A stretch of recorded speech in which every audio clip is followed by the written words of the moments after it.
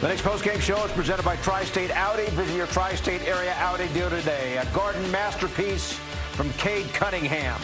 42 points, 13 assists, 8 rebounds. Jalen Brunson scored 33, but he turns it over here.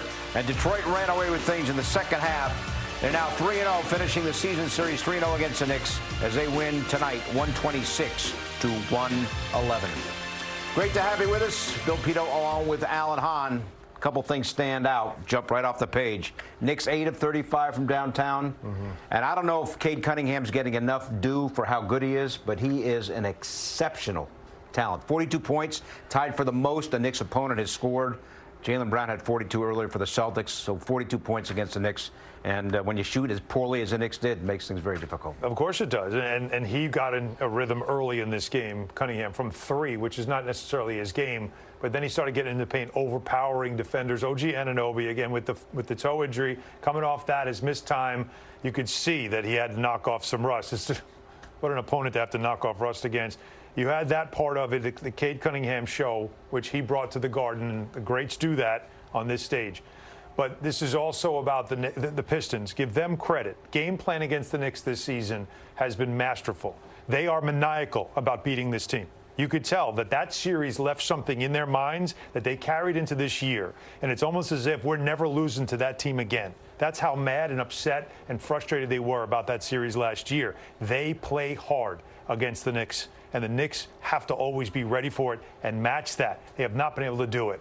And if they're giving you some open threes early in the game, you better knock them down, because if you don't and it starts getting in your head, they got you. All right, Alan, let's say hello to Wally Szczerbiak.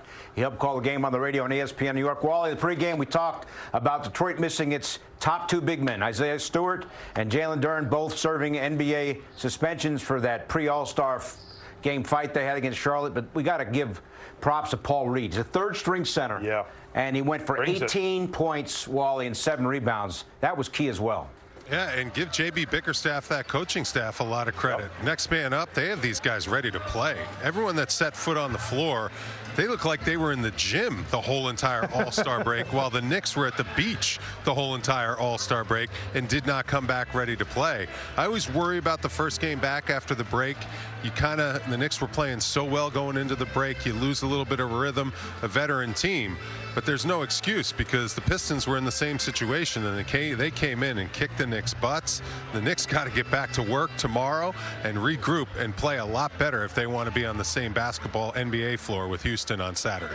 I mean, the physicality is what you have to expect. I mean, for the league, it's exactly the game you want to have coming out of the All-Star break, a great matchup of 2 great teams in the East. But for the Knicks, it's like, hang on a second, we got to do this, play this thing. Early on, you could see there were not a lot of whistles, and it started getting nasty, and players were getting frustrated. Then they started blowing whistles, and players got even more frustrated. But, Wally, this is what you have to expect if you're playing against the Pistons. You have to be able to play in this type of environment. This is a hungry basketball team. Yep. I completely agree, Alan. They have young, hungry players that are on a mission to put that first-round loss behind them last year in the playoffs. These are regular season games that mean a lot to this team, but it's not only that. This team has a 6-game lead on everyone in the East, 5.5-game lead, on the Boston Celtics now in second place. So they're running away with the East. They're not just doing this to the Knicks. They're dominating the whole entire Eastern Conference.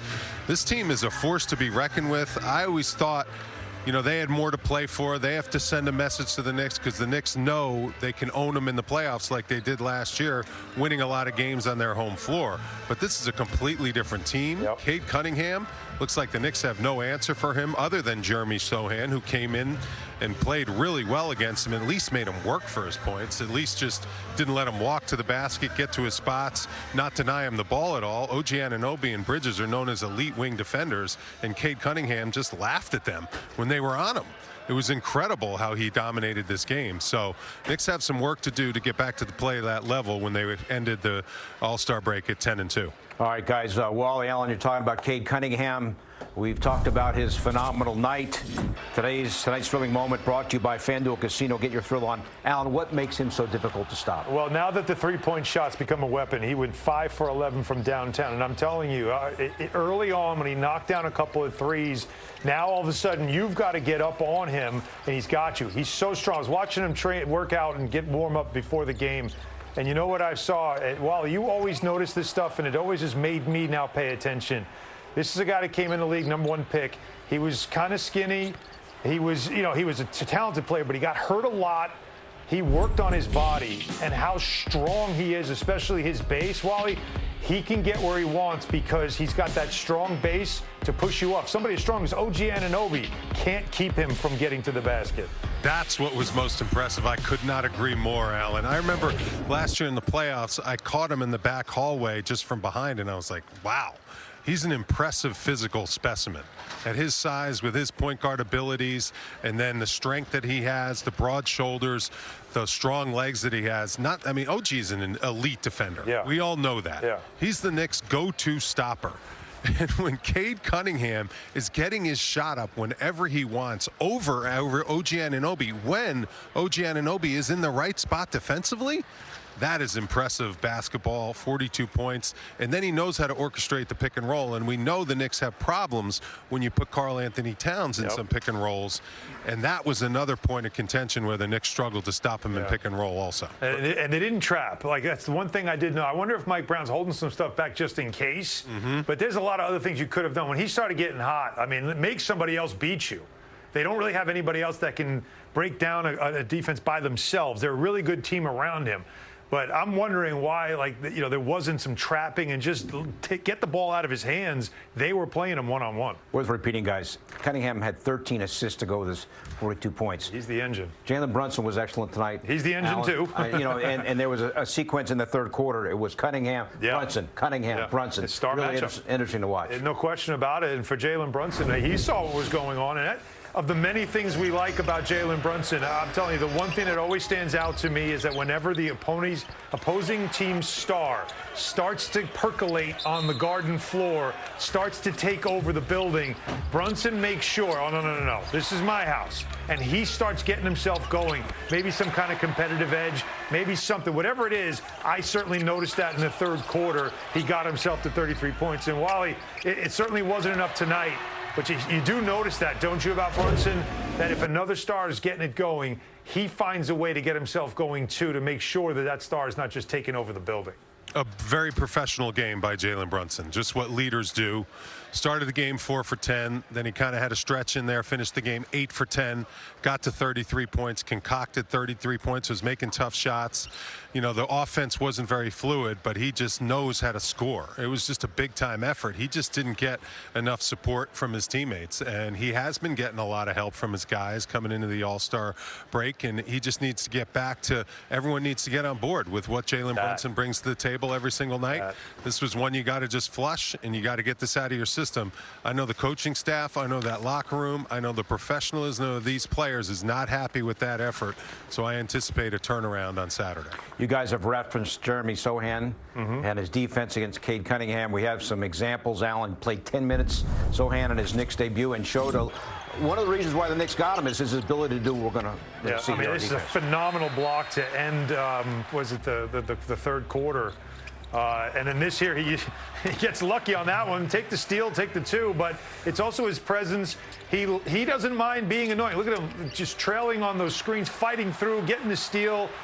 He just has a knack. There's something about it that you watched it with San Antonio as well, is he's somebody that can be a pest. He doesn't mind it. He doesn't mind playing physical. He's got great body control, 7-foot wingspan. And Mike Brown had to try something. He wasn't going to throw Sohan into this game with only 1 or 2 practices under his belt. It was a tough game for him to get into. But at some point, he's like, I need to put somebody on this guy and slow him down. You saw little hints right there of what Jeremy Sohan can bring to this team. And the more comfortable he gets, the more he understands the system, I think the more you're going to see him in roles like this. He has the physical tools to be an elite defender. We've seen it when he's played against the Knicks, and we've seen it the first couple of years of his NBA career. I think this was a great debut. he did exactly what this team needed. They could not stop one of the stars in the league, and he came in and he definitely made Cade Cunningham work. Cade Cunningham had to pay attention when he was on him, and that's because of how big, tall, long, and athletic he is. He's young. He's hungry. He was ready to play. I give him a lot of credit, and that's how you earn minutes if you're playing for Mike Brown. You earn them on the defensive end of the floor, and that's exactly what Mike Brown wanted to see out of him. Welcome back. The Pistons complete a series sweep of the Knicks, winning tonight here in New York, 126-111. We continue now from the corner three, presented by Michelob Ultra Superior Light Beer. Next up, the Knicks on Saturday will play host to the Houston Rockets. That's a national TV game, so you can listen to the game on the radio on ESPN New York. Our next Knicks game here on MSG, Sunday, with the Knicks at Chicago, 7:30 pregame, and the game comes your way at 8. Postgame comments now from Knicks coach Mike Brown, as always, presented by Chase. I thought in the first half, especially early on, we did a great job generating some wide open looks, especially from the three-point line from the right people. And it just didn't go in tonight, for us to shoot, 23% from the three on 35 attempts is uncharacteristic. You got to give Detroit some credit, though. With it, but in the same breath too, I thought we had some wide open looks that normally go in, and they didn't tonight. There are 11 offensive rebounds. It doesn't sound like a lot, but they scored 19 second chance points off those 11 offensive rebounds compared to our 11 offensive rebounds and nine points. So we have to do a better job on the glass. We can't allow them to convert 11 offensive rebounds into 19 second chance points. That's too high of a percentage, and that's too many points per possession. That I thought hurt us as well as transition. Those two areas we didn't do a good job at, especially with the game being a low-scoring game in the first half. I thought in the second half we were able to find some ways to score. We scored 31 and 32 points. We did a better job of it. Although we didn't hit threes, we did a better job of scoring. It was just those two areas, the second chance points and the transition, that hurt us. And then, you got to give Cade credit. Cade Cunningham had a really good game at 42 points tonight, and he did a great job carrying his team to the victory. Mike, you talked about finding ways to score in the second half. Was one of them, like, whether it isn't you or you talk about your assistants all the time, or even Carl himself, just saying, like, their centers are out, we got to force the issue here? Because there wasn't a lot of pick and pop or what felt like intentional action with Carl in the first half, and then totally flipped in the second. Yeah, in the first half, too, they switch a lot. And so with Mitch, they're going to blitz or double team the ball. With Cat, they're going to switch, especially if they create separation. And so we tried running some of the same actions. They switched, and he didn't get as many good looks, as he did in the second half. We opened it up and tried to set the screen a little bit higher and a little bit quicker in that second half so we can get right to it, which freed him up at times. Mike, you mentioned the pride factor and the lopsided first two victories. Yeah. For them to come out without their two centers and to have the game that they had today, just what's the mood like in the locker room? How do you assess the game as a coach? Yeah, I mean, it's nobody wants to lose, and everybody's disappointed, and I'm sure everybody's trying to figure out how they could have played better to help the team win. So it's not a fun feeling. It shouldn't be a fun feeling for me or anybody else in that locker room, but for sure it's not the end of the world. We got to regroup, and we got to watch this film, see how we can get better, and then go get the next one. With Cat and involved in our offense, just the vision that you had for him by the end of the season versus where he is now, just how do you estimate how far he has to go to get fully comfortable, or what you need? He's comfortable. We're continuing to try to do different things to help free him up. And we'll continue to search to try to do different things to free him up throughout the course of the rest of the year. Mike, with Cade, do you think this scheme was being executed and he just was going off, or was there scheme issues?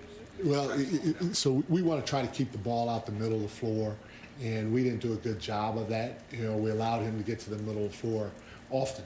And when he got to the middle of the floor, he hurt us. And so we have to do a better job of trying to keep the ball on the sidelines and not allowing it to get to the middle of the floor.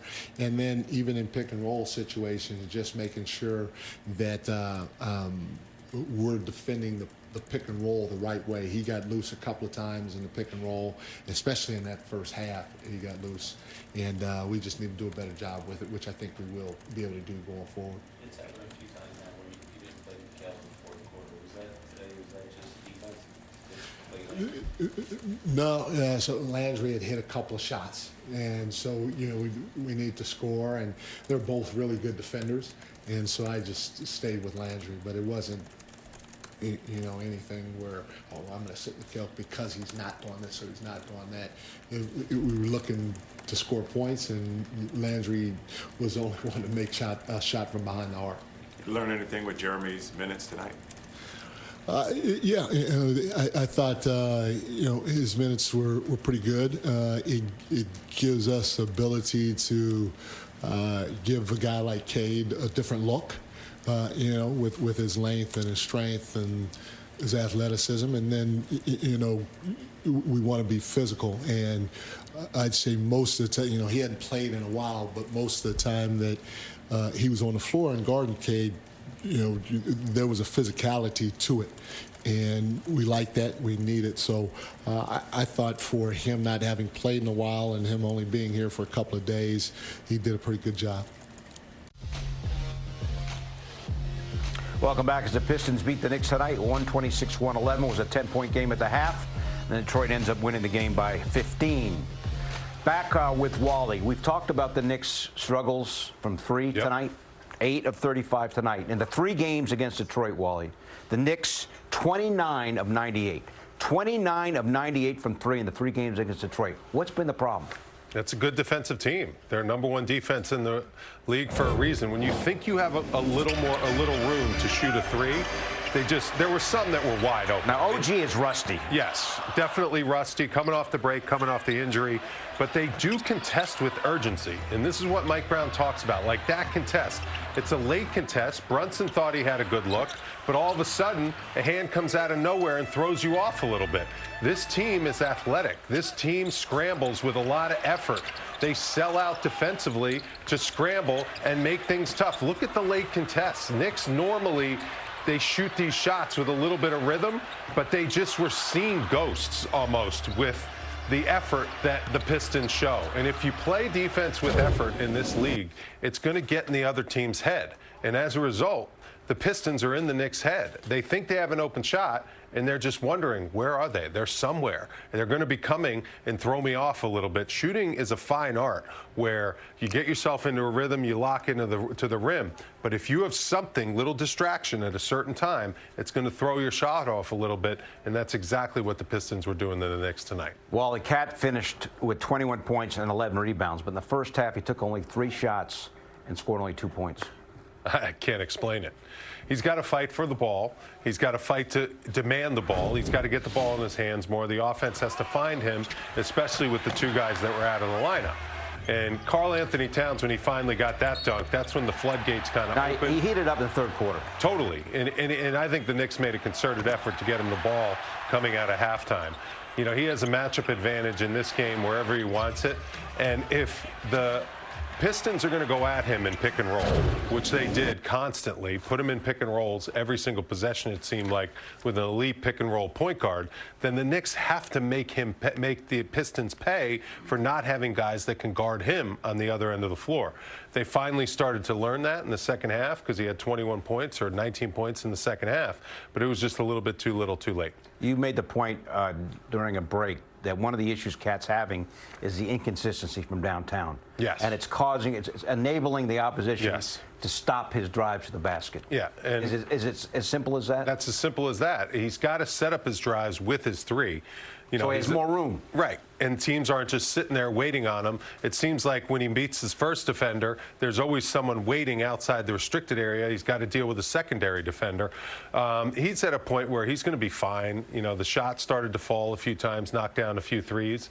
But overall, the Knicks got to learn from this loss, learn from the 3 losses against the Pistons, that they better get their acts together because there's only 26 games getting ready for the playoffs. By the way, Jalen Duren, the All-Stars, missed all 3 games.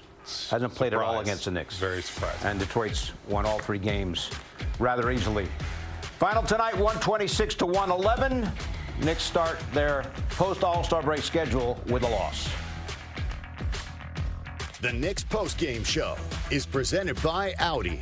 Visit your tri-state Audi dealer today.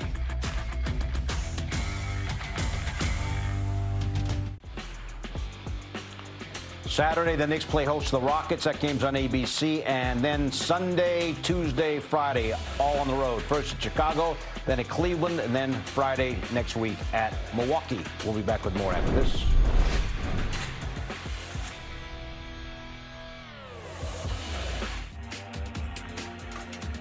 Cade Cunningham tonight for Detroit, 42 points and 13 assists. And the Pistons end up sweeping the season series from the next 3 games to none, 126-111 the final. The Knicks will be home against Houston in their next game on Friday night. Actually, I should say Saturday night. That's on national TV. So our next game here for the Knicks on MSG Sunday at Chicago, 7:30 pregame, 8 o'clock game time. You can also stream our coverage on the Gotham Sports App. Want more than just a post-game show? Link your eligible TV subscription to stream Knicks games free or subscribe today in the Gotham Sports App. Just go to gothamsports.tv to learn more.